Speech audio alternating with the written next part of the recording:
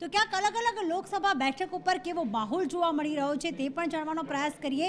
સુરેન્દ્રનગરથી અમારા સંવાદદાતા ભાવેશ અમારી સાથે જોડાઈ ગયા છે। ભાવેશ, આજે સવારથી વાત કરીએ તો સવારે ઠંડક હતી, ત્યારબાદ ગરમીનો માહોલ, પરંતુ 4 વાગ્યા બાદ ફરી વખત ઠંડકની શરૂઆત થઈ જતી હોય છે, ત્યારે સુરેન્દ્રનગરમાં કેવો માહોલ છે?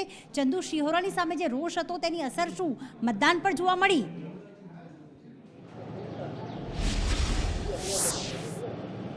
ચોક્કસ વાત કરવામાં આવે તો વહેલી સવારે સુરેન્દ્રનગરનો માહોલ છે એ જબરદસ્ત રહ્યો હતો અને અત્યાર સુધીની વાત કરવામાં આવે તો 40%થી વધુ છે મતદાન થઈ રહ્યું છે। હું આપણે અહીંયા બૂથ છે એ બતાવીશ। છેલ્લા 2 કલાકથી અહીંયા સતત જે મતદારો છે એની સંખ્યા ઓછી જોવા મળી રહી છે, કારણ કે સુરેન્દ્રનગર છે ગુજરાતમાં એનો આખો જે તડકાનો જે વિષય છે એને લઈને ખાસ લોકો છે આ સમયમાં બહુ બહાર ઓછા નીકળે છે। હવે ફરી એકવાર શરૂઆત છે એ થઈ ગઈ છે, ધીમે ધીમે મતદારો છે એ આવી રહ્યા છે અને ફરી એકવાર પાછું મતદાન મથકનું જે ગણિત છે એ 50 કે 55% સુધી પહોંચી શકશે। બીજી વાત કરવામાં આવે તો બંને ઉમેદવારો વચ્ચે ટક્કર છે એ સારી એવી થઈ રહી છે। સુરેન્દ્રનગરમાં એક બાજુ ક્ષત્રિયનો વિરોધ છે એ યથાવત હતો, સાથે સાથે તળપદા કોળીનો વિરોધ છે એ પણ યથાવત હતો। આને લઈને હાલ મતદાન જે છે એ તો થઈ રહ્યું છે, પરંતુ આમાં રિઝલ્ટ શું આવશે એ તો આવનારી 4 તારીખે જ ખબર પડશે। પરંતુ ફરી એકવાર 4 વાગ્યા પછીનું જે મતદાન છે એમાં લોકોનો ઉત્સાહ છે એ સતત જોવા મળી રહ્યો છે। સુરેન્દ્રનગરની બીજી જો વાત કરવામાં આવે તો લોકોએ થાળી વગાડી તેમજ ઢોલ નગારા સાથે પણ આજે મતદાન છે એ કર્યું હતું। અનેક લોકો એવા હતા જે મોટી ઉંમરના હતા, એ પણ મતદાન મથકે પહોંચ્યા હતા અને પોતાનો જે મત છે એ આપ્યો હતો। એટલે હજી સતત જે છે સાંજ સુધીનો એમાં હજી સુરેન્દ્રનગરની ટકાવારી છે મતદાનમાં વધી શકે છે। બીજી મહત્વની વાત નગરનો માહોલ પહેલા આપણે જણાવી દઈએ, ચંદુ શિહોરા અને ઋત્વિક મકવાણા વચ્ચે સીધો જંગ છે। ચંદુ શિહોરાને ટિકિટ આપતા ક્યાંક સુરેન્દ્રનગર વાસીઓ અને સાથે ભારતીય જનતા પાર્ટીના કેટલાક કાર્યકર્તાઓમાં નારાજગી જોવા મળી હતી, પરંતુ આપણે એ જણાવી દઈએ કે સવારે 12 વાગ્યા સુધી મતદાનમાં સારે એવો લોકો આવી રહ્યા હતા, સારી એવી અસર જોવા મળી રહી હતી, પરંતુ 4 વાગતાની સાથે જ ક્યાંક હવે ફરી એક વખત એ જ લાઈનો જોવા મળી રહી છે। અને ભાવેશે જે જણાવ્યું કે સુરેન્દ્રનગર બેઠક પર અત્યાર સુધી 40 થી 42% જેટલું મતદાન અત્યારે જોવા મળી રહ્યું છે। સાથે કેટલાક લોકોએ ઉત્સાહ દર્શાવવા માટે અને અન્ય લોકોમાં ઉત્સાહ જગાવવા માટે ક્યાંક ઢોલ નગારા થાળી સાથે પણ મતદાન કર્યું હતું। સુરેન્દ્રનગરમાં ખૂબ જ વધુ ગરમી પડતી હોય છે, ત્યારે ખાસ આ તાપની અસર આ વખતે મતદાન ઉપર ચોક્કસથી જોવા મળી શકે છે, કારણ કે એવા જ દિવસો જ્યારે હીટવેવની આગાહી અને એવા દિવસોમાં આ મતદાનનો દિવસ 5, 6 અને 7 ગુજરાતમાં હીટવેવની આગાહી વ્યક્ત કરવામાં આવી હતી અને આજે લગભગ દરેક જિલ્લામાં 40 ડિગ્રીથી ઉપર જ તાપમાન નોંધાયું છે અને એમાં પણ ખાસ અમદાવાદ અને ગાંધીનગરમાં તો આજે 43 ડિગ્રી સુધી પણ તાપમાન પહોંચી ગયું હતું। તાપમાનના આંકડા પણ અમે વારંવાર આપણે એટલા માટે બતાવી રહ્યા છીએ કારણ કે અત્યાર સુધી એપ્રિલ માસમાં થતું ગુજરાતમાં મતદાન આ વખતે મે માસમાં થઈ રહ્યું છે અને જેની સીધી જ અસર જે છે તે અત્યારે મતદાનની ટકાવારી પર ક્યાંક જોવા મળી રહી છે। અને એટલા જ માટે વારંવાર અમે 2019 અને 2024માં અત્યાર સુધી મતદાનની ટકાવારી પણ સરખામણી પણ કરી રહ્યા છીએ, કારણ કે આજે 25 બેઠકો પર મતદાન થઈ રહ્યું છે, ત્યારે અલગ અલગ બેઠક પર કેવો માહોલ। હવે દાહોદથી વાત કરીએ, દાહોદથી હેમલ અમારી સાથે જોડાઈ ગયા છે। હેમલ, દાહોદમાં શું ગરમીની અસર મતદાન પર જોવા મળી અને આ વખત દાહોદમાં મતદારોમાં કેવો એટલો ઉત્સાહ જોવા મળ્યો?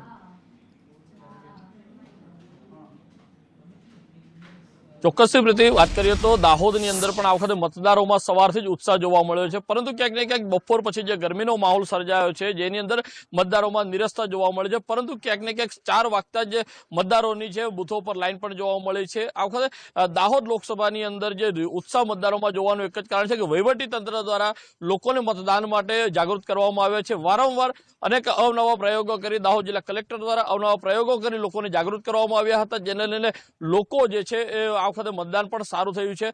અત્યાર સુધીની વાત કરવામાં આવે તો 46% જેટલું મતદાન છે જે દાહોદ લોકસભા બેઠકની અંદર નોંધાવવામાં આવ્યું છે। પ્રીતિ,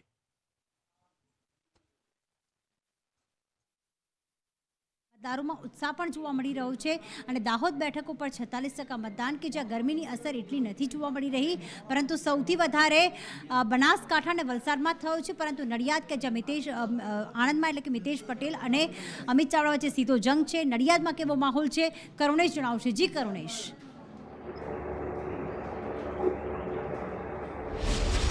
જી પ્રીતિ, તો નડિયાદમાં સવારથી તમામ જે મતદારો છે મતદારો મતદાન કરવા માટે મતદાન મથકે પહોંચી રહ્યા છે। અત્યારે નડિયાદના મતદાન મથક છે ત્યાંના આપણે દ્રશ્યો બતાવું છું, જ્યાં મતદારો જે છે એ મતદાન કરવા માટે અહીંયા આગળ પહોંચ્યા છે અને લગભગ અત્યાર સુધી એટલે કે 3 વાગ્યા સુધી જોવા જઈએ તો 46% મતદાન અહીંયા આગળ નોંધાયું છે. ઘણા મતદારો છે તેમની સાથે સીધી વાતચીત કરીએ. જી, આજ આપ મતદાન કરવા માટે આવ્યા છો, પહેલા તો આપ શું કહેશો?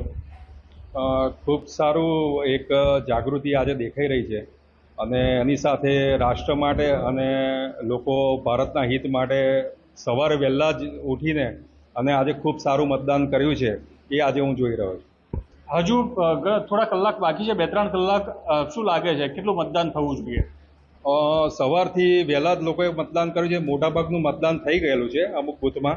હવે મને એવું લાગે છે કે ખાલી 15% વોટિંગ જે બાકી છે એ 4 વાગ્યા સુધીની 4-4:30ની આસપાસ બધું થઈ જશે. જી, તો જે રીતે પ્રીતિ જોવા મળી રહ્યું છે અહીંયા આગળ કે મતદારો છે તે સવારના સમયે સૌથી વધુ મતદાન કર્યું છે અને હવે જે 4 થી 6નો જે સમયગાળો છે તે સમયગાળાની અંદર હજુ વધુ મતદાન થાય તેવી શક્યતાઓ જોવા મળી રહી છે. પ્રીતિ, બિલકુલ, કે 2 કલાકનો સમય બાકી છે, હજુ પણ વધુ મતદાન થઈ શકે છે. તો આ તરફ ભરૂચની એવી બેઠક કે જ્યાં એક તરફ 6 ટર્મથી સાંસદ એવા મનસુખ વસાવાને ભારતીય જનતા પાર્ટીએ મેદાનમાં ઉતાર્યા, તો આ તરફ ચૈતર વસાવા હતા કે જેમણે જોરશોરથી પ્રચાર કર્યો અને ઇન્ડી ગઠબંધનના આ ઉમેદવાર છે. ત્યારે અમારા સંવાદદાતા વસીમ વલીક સાથે અત્યારે ચૈતર વસાવા છે. સાંભળીએ કે આખરે ચૈતર વસાવાનું શું કહેવું છે. જી વસીમ. બિલકુલ પ્રીતિ, એ પહેલાં આંકડાની માહિતી આપી દઈએ આપણે કે 54.90% મતદાન 3 વાગ્યા સુધી નોંધાયું છે અને સૌથી વધુ મતદાન જે છે ચૈતર વસાવાના હોમ ગ્રાઉન્ડ જેને કહી શકાય ડેડિયાપાડામાં 68.5% નોંધાયું છે, જે સૌથી વધુ છે. ચૈતર વસાવા આપણી સાથે છે, એમની સાથે સીધી આપણે ચર્ચા કરીશું. ચૈતરભાઈ, 68% મતદાન આપના મત વિસ્તારમાંથી અને 54.90%, ઓલમોસ્ટ 55% જેટલું મતદાન થઈ ગયું છે. કેટલા સમય? હા, બિલકુલ.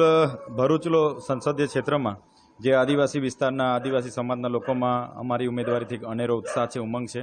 ત્યારે આ ધગધગતા તાપમાં પણ આજે લાઈનો લાગેલી છે, ત્યારે મને ઉમ્મીદ છે કે આ મતદાન એક પરિવર્તનની લહેર ઊભું કરનારું મતદાન છે. આવનારા દિવસમાં બદલાવ લાવવાનું મતદાન છે અને ભરૂચ લોકસભામાં ઇન્ડિયા ગઠબંધન જીતશે એ મને પૂરો ભરોસો છે. ચેતરભાઈ, સ્થાનિક સમીકરણોની વાત કરીએ અને છેલ્લી ઘડીએ જે પ્રચાર થયા, સુનીતા કેજરીવાલ આવ્યા, ભગવંત માન થયા, તમને શું લાગે છે એનાથી તમને ફાયદો કેટલો થશે? હા, બિલકુલ. ભાજપ એમના ભૂતકાળના મત બેંક પર આધાર રાખીને બેઠું હતું, એમના પદાધિકારીઓ પર. પણ અમે ગ્રાઉન્ડ પર હતા, અમારા રાષ્ટ્રીય નેતાઓ પણ અહીંયા મને સમય આપ્યો, એ પણ અમારી સાથે હતા. ત્યારે અમારી સૌની મહેનત અને લોકોનું સમર્થન અમે મળ્યું છે. ત્યારે લાસ્ટમાં જે બદલાવ આવ્યો છે, જે અમારી એવરેજ જે વધી છે, ત્યારે મને પૂરેપૂરો વિશ્વાસ છે કે ભરૂચ લોકસભા અમે સારા માર્જિનથી જીતીશું. સવારથી ફરો છો, ગરમી પણ છે, મતદારોનો ધસારો ઓછો વધતો થતો જાય છે, તો પણ 55% મતદાને તો પહોંચી જ ગયા છે તમે. બીજી વાત આપણે કરીએ કે કોઈ ગેરરીતિ થઈ હોય ભરૂચ લોકસભા વિસ્તારમાં તમે ફરો છો એ દરમિયાન, એવી કોઈ વાત ધ્યાન પર આવી હોય? હું સવારે ડેડિયાપાડાથી લઈને ભરૂચના તમામ વિસ્તારોમાં ફર્યો છું.